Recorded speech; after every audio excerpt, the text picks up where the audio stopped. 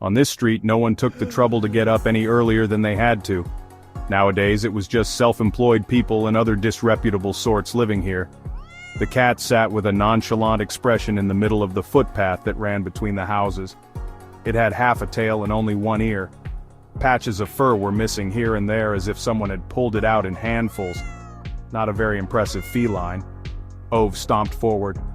The cat stood up. Ove stopped. They stood there measuring up to each other for a few moments like two potential troublemakers in a small-town bar. Ove considered throwing one of his clogs at it. The cat looked as if it regretted not bringing its own clogs to lob back. "Scram!"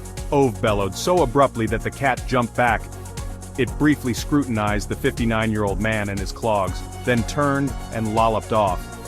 Ove could have sworn it rolled its eyes before clearing out.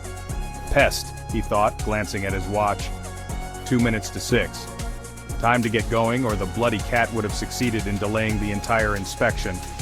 Fine state of affairs that would be. He began marching along the footpath between the houses. He stopped by the traffic sign informing motorists that they were prohibited from entering the residential area. He gave the metal pole a firm kick. Not that it was wonky or anything, but it's always best to check. Ove is the sort of man who checks the status of all things by giving them a good kick. He walked across the parking area and strolled back and forth along all the garages to make sure none of them had been burgled in the night or set on fire by gangs of vandals.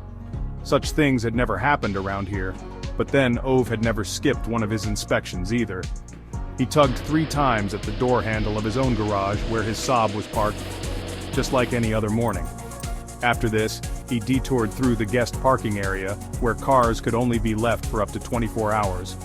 Carefully, he noted down all the license numbers in the little pad he kept in his jacket pocket, and then compared these to the licenses he had noted down the day before. On occasions when the same license numbers turned up in Ove's notepad, Ove, no credits available.